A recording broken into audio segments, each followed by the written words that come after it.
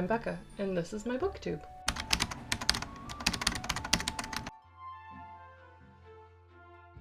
Welcome back if you're seeing this video after watching a previous one. Welcome if you are new here. Today I just wanted to give you guys some quick suggestions of some standalone books that you might not have heard of before, or you have heard of them and you just hadn't checked them out. They're standalones that I've really enjoyed reading, that I really want more people to read and know about. They actually have a little bit of variety in their genres. It's not just all fantasy like I usually read. We have a couple historical fictions and yeah. Alright, so without further ado, let's jump in. So the first book that I want to talk to you guys about is the Guernsey. It's such a mouthful of a title. Oh my goodness. Okay. The Guernsey Literary and Potato Peel Pie Society. I found out about this because Netflix made a movie. I remember watching the movie in like 2015, I think. My older sister told me to watch it, and I enjoyed it. And I can't remember if I was aware of it being a book then, but I do remember in recent years thinking about the fact that my older sister had mentioned at one point that it was based on a book and that she enjoyed it or she was trying to read it or something. So then I found this one day at the store and I was like, all right, let's do it. So it takes place in 1964 in the wake of World War II. It's told in letter form. The main character, her name is Juliet. Juliet is an author. She lives in London and she has had correspondence with people on the island of Guernsey, which is in the English Channel. They started a conversation with her. One of the, a guy on the island went to buy a used book, I believe, and it had her information in it because she previously owned it. It was by one of his favorite authors, and so he sends her a letter asking her if she knows of any of his other works or where they could be available. Their island was really hit hard by the war, and so they don't have any bookstores, and so he's kind of asking, like, can she send them books because they have a little, like, book club thing. And so she corresponds with them for a little bit. I do think she does send them some books, and then eventually she, as an author, she pitches to her agent and her publishing team her going to Guernsey and talking to the people there. So she goes and lives there for a little bit. She meets up with the Literary and Potato Peel Pie Society and really joins in on their community. She's an orphan. She doesn't really have family of her own. Her agent is one of her best friends, and that's basically like a brother for her. And so she really just kind of gets engrossed in this community, and it's just like a really, really beautiful story. We see letters between her and her agent slash best friend, and then there's also letters that are written by other characters, like side characters in the story and stuff, so we get to find out about things that went on for them during the war or ways they're coming out of the war. In the movie, there's definitely more of a focus on the main character and a romantic interest. It is still present in the book, but it's not as emphasized.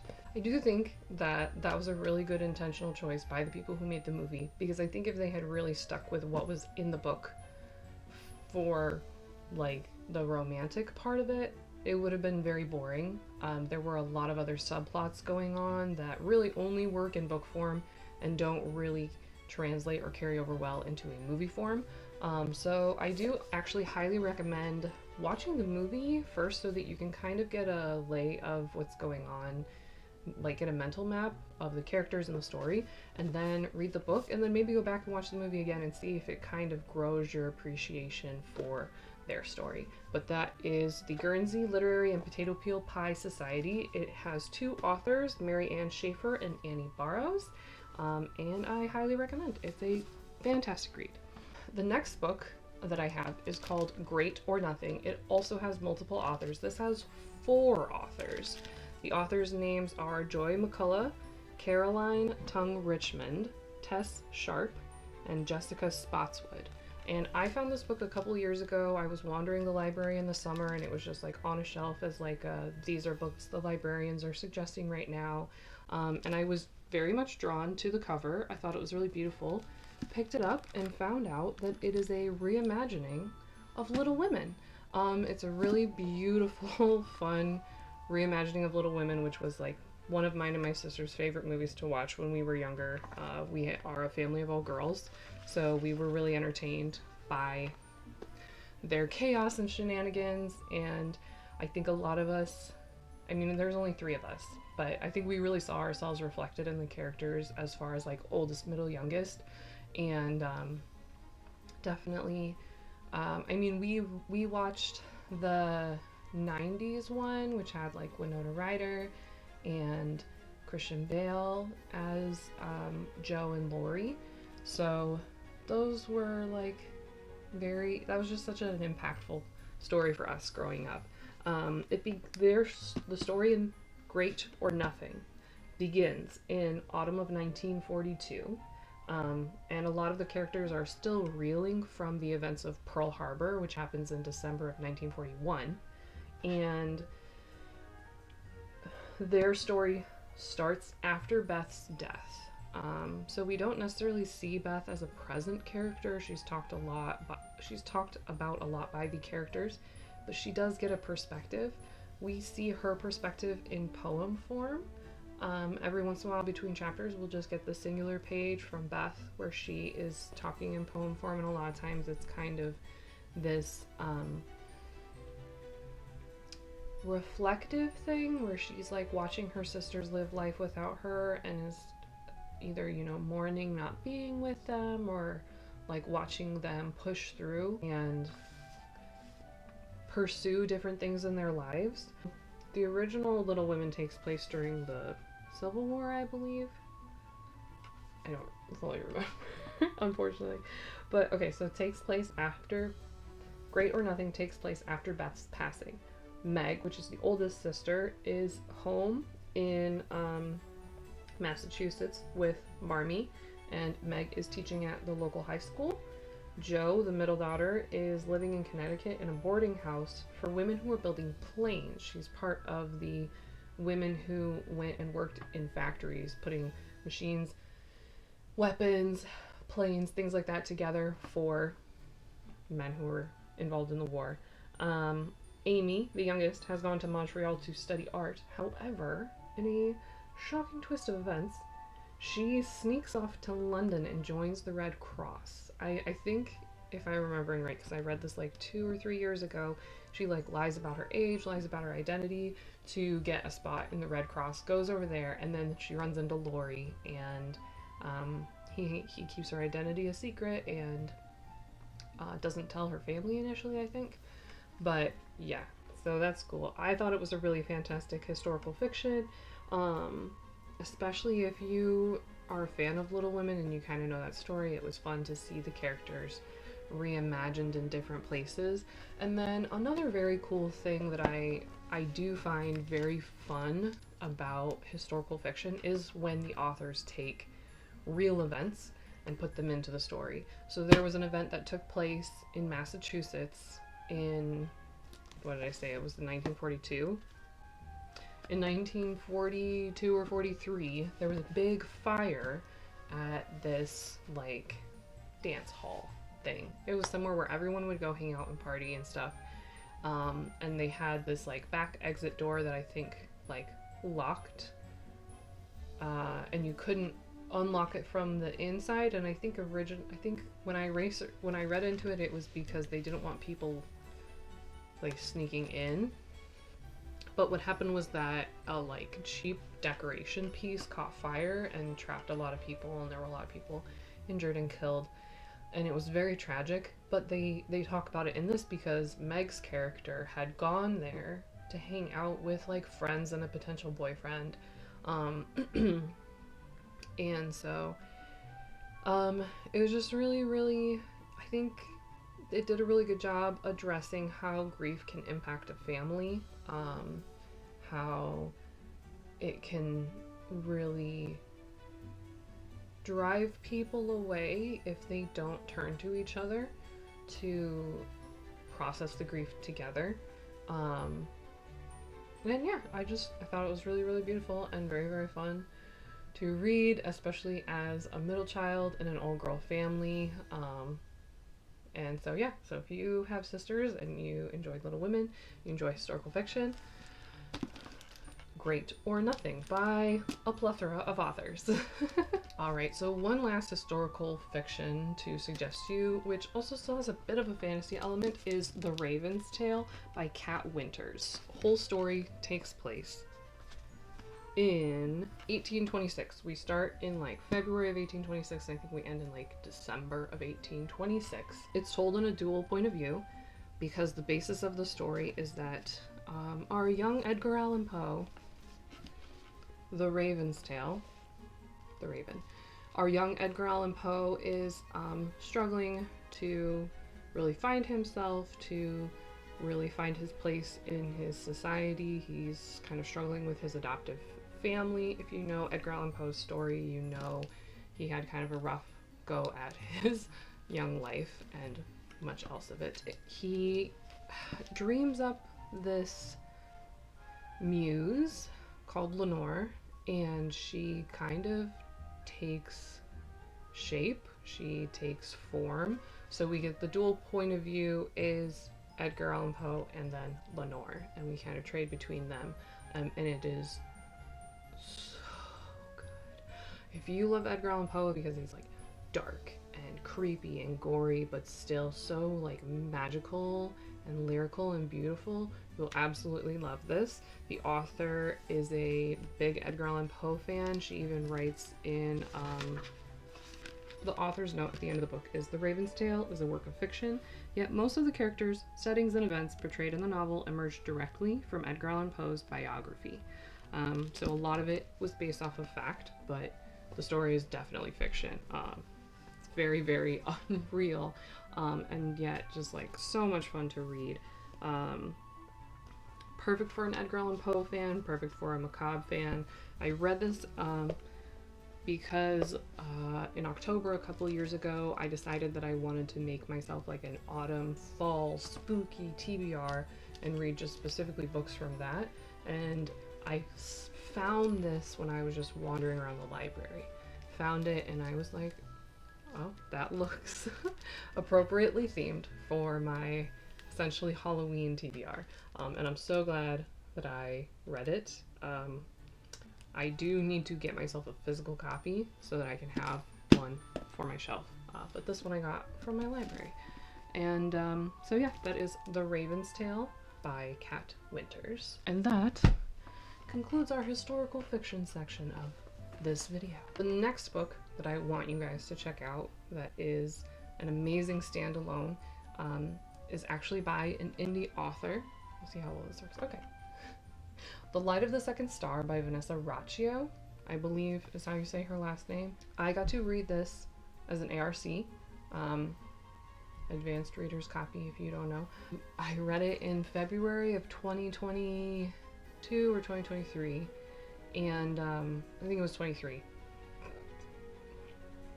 And it was just, I don't know that I've ever been so impacted by a book. So this is a Neverland reimagining. Oh, I wish this was in frame better. Okay. It takes place prior to Captain Hook becoming Captain Hook. He's actually one of the Lost Boys. He goes by Jay because if you know the Peter Pan story and the Neverland story, his name is James Hook. So he goes by Jay. Part of Jay's job as a lost boy is that he goes and he visits kids and is essentially like their imaginary friend. Very similar to Peter Pan. I actually forgot, I remember reading the synopsis before I read it, but I had completely forgotten that Jay was supposed to be Captain Hook. And I remember reading it trying to figure out why Jay was so much like Peter Pan.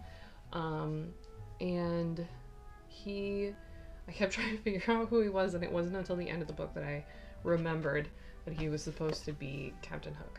But there is this young woman who she's dealing with a lot of kind of like self-worth. She's dealing with a lot of like societal worth struggles. She has a lot of mental health struggles. She's dealt with a lot of like pain and loss in her life, even as a young child, and full warning, the story is about someone unaliving themselves. And so she, as a child, interacts with Jay a lot. He is essentially like her imaginary friend. And she does reach this point of like young teenage years where she kind of forgets him. And it is very much a Peter Pan and Wendy type thing where he keeps coming back to see her and she doesn't really see him anymore. She's kind of lost her awareness of him.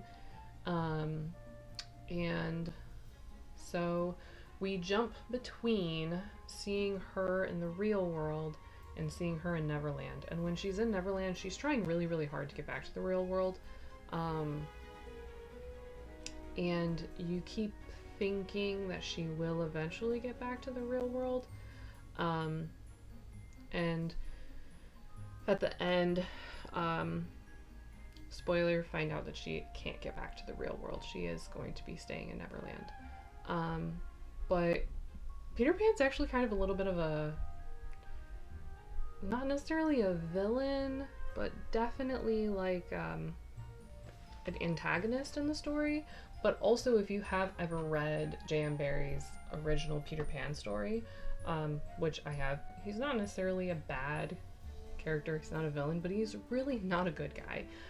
There's a scene in the original book where Peter and the kids, like Wendy and her brothers, are supposed to be flying to Neverland. They're flying across the ocean, and he just flies away and leaves them. And kind of just disappears for a while, and then he comes back, and there's a point where, like, I believe Michael almost falls down and drowns in the ocean, and Peter thinks it's hilarious. So there's definitely this element of that Peter not being a great person, and Jay doesn't really like him, because Captain James Hook and Peter Pan do not like each other. So yeah, Jay and Peter are kind of rivals, and I think it's, if I'm remembering right, it's kind of like Jay doesn't really agree with Peter's leadership when it comes to the Lost Boys, so they kind of have some conflict around that. I think it was a really beautiful discussion around loss of innocence, struggling with self-worth and your place in your home or in society or whatever. And it's also just like deeply emotional. I finished reading it and I was in tears, and I just like sat on my couch for about 15 minutes and cried, and just felt it was a really good cry. It was a very emotional book, and I just want more people to read it because I thought it was amazing. If you enjoy an emotional turn or conversation about, you know, mental health and things like that, and you also have a appreciation for Neverland stories, and you know more than just the Disney movie, I think is a good way of putting it, then I think you could really enjoy it. So Light of the Second Star by Vanessa Raccio. So the next book I have for you is a fantasy. It's not like the normal like medieval style fantasy. It's definitely set more in like the 1800s would be my guess. And it is by an author that you have probably heard of, but I don't know if you would have heard of or read this book. And it is Dreams Lie Beneath by Rebecca Ross. I read this book on Kindle Unlimited. I just stumbled across it about a year ago, and I had already read several of Rebecca Ross's books. Hadn't read this one yet, and so I was pretty excited. I think I read it within like a day or two. I know I read it over the course of a weekend. The main character, her name is Clementine. She lives in this little village, and in this world, every new moon, nightmares can come to life and like fill the streets by magic. And the magicians of the village, their task is to combat the nightmares and to keep everybody else safe from the nightmares. So her and her dad are the current magicians of her village, but these two boys show up for the new moon, and they essentially call a challenge, and they compete with her and her dad to combat the nightmare. And it's essentially like whoever wins and does the best at combating the nightmare gets to take their place as the magician of the village. So a little bit of a spoiler, her and her dad don't win. The brothers do. So one of the brothers gets to take their family's place as the magicians. And Clementine feels very hurt by that. She feels like her and her dad were robbed. And so she sets out on this like vengeance thing and goes after the one of the brothers stays to be the magician. The other one goes back to his city, town, wherever. She decides that she is also going to go there, and she is going to like infiltrate his life, and she is going to exact some revenge for him and his brother taking her dad's place as the magician. So she disguises herself. She goes and she works with him as his like magician's apprentice, and then they go on to fight the nightmares that exist in that city, but then some odd things start happening surrounding the magic and the nightmares, and so it kind of brings to light more questions than anyone originally had, and kind of spurs them to investigate the situation a little further, and it uncovers more information about their magic than they even originally had. Some things I would compare to would be the Caraval trilogy, but not necessarily the first Caraval, because that one was definitely more focused on the game. I would say the second and third, and then even kind of the Once Upon a Broken Heart series, because they part of the nightmares is this like deck of cards that has these different like nightmare characters that can come out, and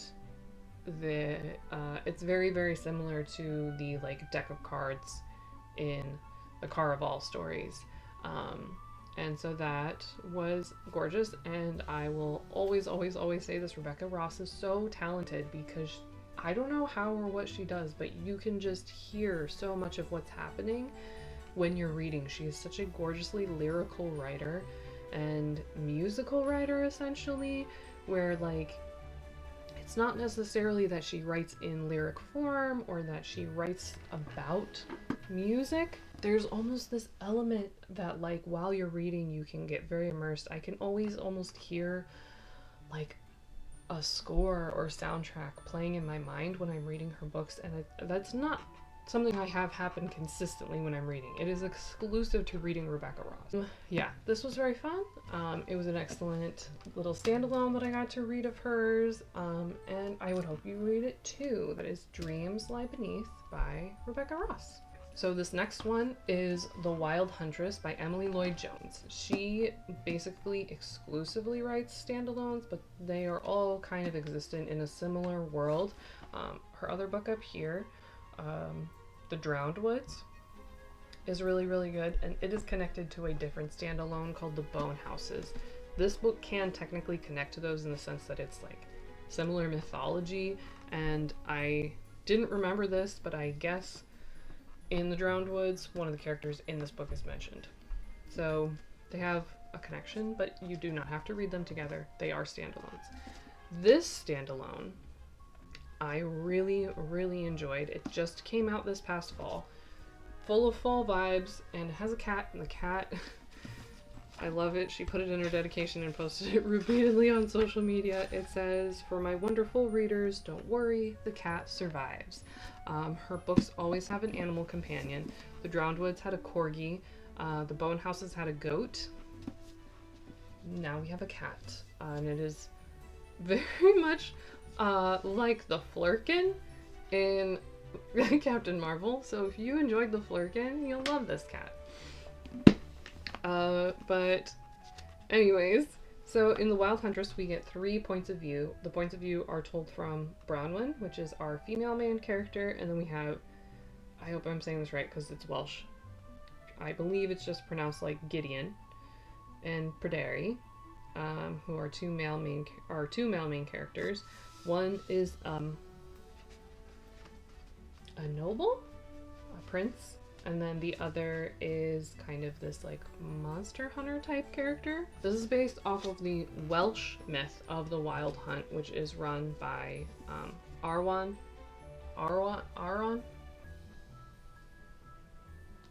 the god of the other or underworld in Welsh mythology. It takes place in this enchanted wood, and everyone kind of has to come and like put in, I believe they all put in like a ring, and then they all have to go and try to find each other's rings and bring them to the leaders. And if you win, you get granted a wish, I believe. And if you lose, then you're enslaved to the king of the otherworld, Aron. So it's really cool. There's elemental magic that the characters have. There is a lot of really excellent banter. There's really excellent fight scenes. There's really fun and exciting adventure scenes. There's a lot of suspense. I laughed, I gasped, and I cried. And I cannot wait to reread this because this was probably one of my favorite books that I read last year in 2024. It was super anticipated, and I am so happy that I was able to buy it and then read it. It was so worth it. It was so fantastic. So I really hope you'll read this. This is The Wild Huntress by Emily Lloyd-Jones. And last but not least, this one I kind of am going to sound weird talking about, I feel like, but this is Bravely by Maggie Stiefvater. She's the author of the Raven Chronicles. No, not the Raven Chronicles. She's the author of the Raven Cycle, not the Raven Chronicles. The Raven Cycle, which I will admit I have not read. I haven't read any of Maggie Stiefvater's other writing, but I grabbed this because I am obsessed with Brave. You see my Merida. This shirt is a Brave. You can't even see it. This shirt is a Brave shirt. I went and saw that movie 4 times in the theater. The first time was opening night, and I made a Merida costume and curled my hair and went with a toy bow and arrow with a group of my friends. I saw it again with the guy I was dating at the time. I went and saw it again with another group of friends. I went and saw it again with my mom. Leading up to it, was completely obsessed, was watching tons and tons of videos of people speaking with Scottish accents so I could master a Scottish accent. The day that the movie came out on DVD, Blu-ray, one of my friends who worked at Target, and I knew was going to be there first thing in the morning when the store opened because his shift started before the store opened, I convinced him to go and buy me a copy of the DVD. And because I was at a different job. I had worked at Target previously, and I literally just stopped working there like a month before the movie came out on DVD. And so I texted him and I was like, hey, can you buy me a copy when it comes out? And he bought me a super nice like DVD Blu-ray set that also has like a book inside that tells you the story of the movie. And it was fantastic. And yeah, I've been Merida for Halloween. Pretty much anything truly Merida Brave I love. That being said, this was not Brave. And I really, really struggled with that. The basis of this story is that it's been about a year since the events of Brave, and Merida's family has kind of hit a place of complacency. Merida encounters these 2 Scottish mythos deities. One is Cailleach, which is their goddess of creation, and then the other is, what's his name? Feradach, and he is the god of ruin. The god of ruin is looking at Dunbrach, looking at the clan, and saying, you guys have finished your time, it's time to disperse, it's time for Dunbrach to meet its end so that something new can come. And Merida says, no, I don't want that. Which is Merida-esque, but I just have to say that, like, When you have a source material as deeply rich as Brave, and like the people who made that movie spent so much time dedicating effort to like really representing Scotland and their culture. They hired essentially all Scottish actors for the voice characters. There were like one or two actors who were actually British. I know for a fact one of them had a Scottish parent, so like they're not like fully British. They were like, well, my dad spoke with that accent, so the accent I put on is the one from his family. But the characters in this book all talk like they are from a 2000s high school. They all sound like present day people, and that stressed me out. But, okay, we need to get back to the plot. So the plot of this is Merida strikes a bargain with Cailleach and Feradach, and she says, I can bring my family back to a place of growth. I can prove that we should still be here. Give me a year. So they give her 1 year. They say, we're going to go 4 seasons. The story starts in December, so they're going to go spring, summer, fall, and winter. And if things at Dunbroch have not improved by then, Merida has to concede to Feradach's plan. So they strike their bargain, they go on this journey. Feradach tries really hard to show Merida how sometimes ruin makes place for creation. He takes her to a village and he kind of shows her this like speed through time history of this village where it was a thriving village and then it kind of fell to ruin, and then from the ashes of that ruin a new village could sprout and those kinds of things, and she understands and appreciates that, but she is still like, I don't feel like we need to sacrifice my family and my home for this concept. I will say there was an unexpected romance that I thought was really gorgeous, and honestly, if this book had been presented as a different set of characters, if this book had not been presented to me as this is Merida, your favorite Disney princess, the person you are obsessed with, this is not Merida, this is not Dunbroch, this is not her house, this is not her family, I would have thought this was one of the best books I ever read. It was so fun to read, it was so cool, the story was great. It was really just annoying to me that they were trying to tell me this was Merida when it wasn't.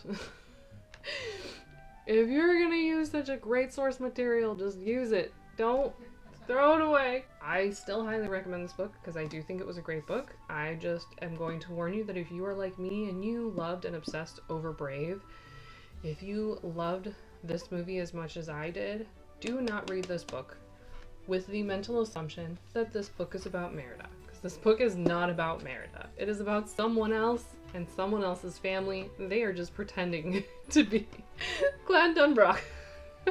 Still a fun read. Beautiful conversation around life and what it takes to create life, what loss of life means, and just all those kinds of things. It was still really, really good. So yeah, Bravely by Maggie Stiefvater. Give it a try. See if you can look past the misrepresentation of our gorgeous curly red-headed Disney princess. Thanks for joining me on my little soapbox where I tried to influence you to read some of my favorite standalones that I have read. If you like historical fantasy, I really hope you enjoy the 3 that I mentioned. I really hope even if you don't usually like historical fantasy, you try to check some of those out because they were really, really good. If you really enjoy fantasy, I really, really, really highly recommend Dreams Lie Beneath and The Wild Huntress. They're so gorgeous. They're so beautifully written. Both Rebecca Ross and Emily Lloyd-Jones have such talent with their writing.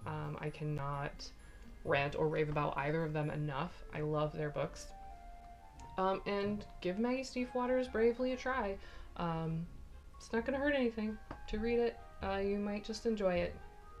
Let me know in the comments if you've read any of these books or if you're interested in reading any of them. Have I influenced you to pick them up?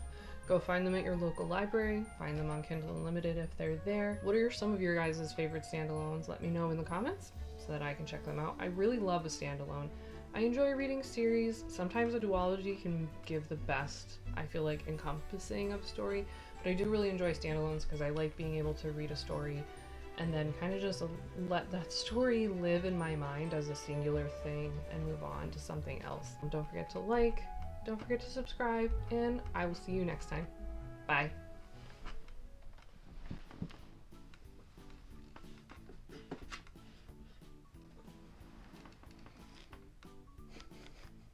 Nope, that's not it.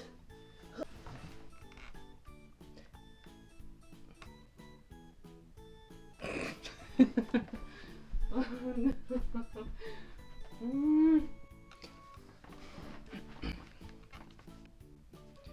I hope I'm not getting the glare in my glasses. Hi, I'm Becca, and this is my BookTube. Just do it. Okay.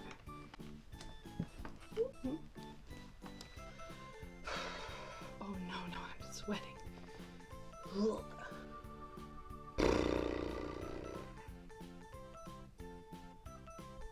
By the people who made the movie, because oh man, I was doing so well. You know that Peter... Can I come in? What's up, Jude? Can I come in? Oh, could you even see that? I hope so. This is based off of the Wealth? Outro.